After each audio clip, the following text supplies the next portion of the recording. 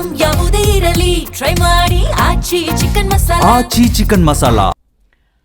ಪ್ರಧಾನಿ ಮೋದಿ ಅವರನ್ನ ಭೇಟಿ ಮಾಡಿದ್ದಾರೆ ಸಿಎಂ ಡಿಕೆ ಶಿವಕುಮಾರ್. ದೆಹಲಿಯಲ್ಲಿ ಪ್ರಧಾನಿ ಮೋದಿ ಜೊತೆಗೆ ಡಿಕೆ ಮಾತುಕತೆಗಳನ್ನು ಆಡಿದ್ದಾರೆ.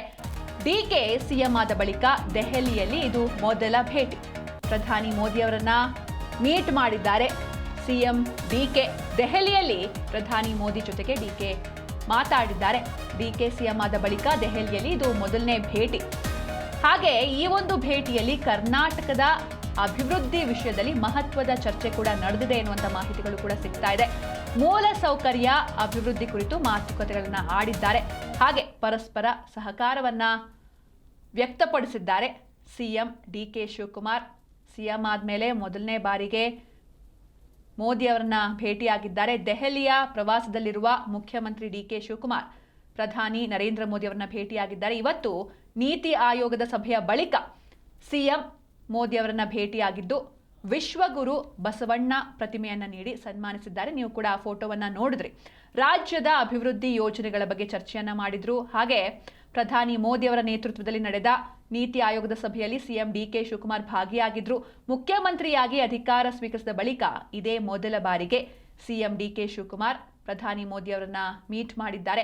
ನವದೆಹಲಿಯ ಕರ್ತವ್ಯ ಭವನದಲ್ಲಿ ಸಿಎಂ ಡಿಕೆ ಶಿವಕುಮಾರ್ ಪ್ರಧಾನಿ ಮೋದಿ ಅವರನ್ನ ಭೇಟಿಯಾಗಿ ಒಂದಷ್ಟು ಕಾಲ ಚರ್ಚೆಯನ್ನು ಕೂಡ ನಡೆಸಿದ್ರು. ಹಾಗೆ ರಾಜ್ಯದ ಅಭಿವೃದ್ಧಿಗೆ ಸಹಕಾರ ನೀಡುವಂತೆ ಕೋರಿದ್ರು. ಇದೇ ವೇಳೆ ಕೇಂದ್ರ ವಿತ್ತ ಸಚಿವೆ ನಿರ್ಮಲಾ ಸೀತಾರಾಮನ್ ಅವರನ್ನು ಕೂಡ ಡಿಕೆ ಶಿವಕುಮಾರ್ ಭೇಟಿಯಾಗಿದ್ದಾರೆ ಎನ್ನುವಂಥ ಮಾಹಿತಿಗಳು ಕೂಡ ಸಿಗ್ತಾ ಇದೆ. ಹಾಗೆ ಮೀಟ್ ಮಾಡಿದಾಗ ಒಂದು ವಿಶ್ವಗುರು ಬಸವಣ್ಣ ಪ್ರತಿಮೆಯನ್ನು ಕೂಡ ನೀಡಿ ಸನ್ಮಾನಿಸಿದ್ದಾರೆ. ನೀವು ಕೂಡ ನೋಡ್ತಾ ಇದ್ದೀರಾ ಆ ದೃಶ್ಯದಲ್ಲಿ, ಆ ಫೋಟೋವನ್ನು ನೋಡ್ತಾ ಇದ್ದೀರಾ. ಸೊ ಸಿಎಂ ಆದ ಬಳಿಕ ಇದು ಮೊದಲನೇ ಭೇಟಿ.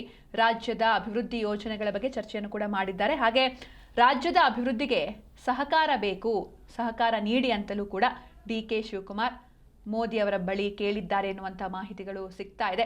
ಕರ್ನಾಟಕದ ಅಭಿವೃದ್ಧಿ ವಿಷಯದಲ್ಲಿ ಒಂದು ಮಹತ್ವದ ಚರ್ಚೆ ಕೂಡ ನಡೆದಿದೆ. ಮೊನ್ನೆಯಿಂದ ಸಿಎಂ ಡಿಕೆ ದೆಹಲಿಯಲ್ಲೇ ಇದ್ದಾರೆ. ಅಲ್ಲಿ ಸಾಲು ಸಾಲು ಸಭೆಗಳಿದ್ವು. ಮೊದಲಿಗೆ ರಾಹುಲ್ ಗಾಂಧಿ ಹಾಗೆ ಮಲ್ಲಿಕಾರ್ಜುನ್ ಖರ್ಗೆ, ಸೋನಿಯಾ ಗಾಂಧಿ ಅವರನ್ನ ಭೇಟಿಯಾಗಿ ಥ್ಯಾಂಕ್ಸ್ ಕೂಡ ಧನ್ಯವಾದಗಳನ್ನು ತಿಳಿಸಿದ್ರು.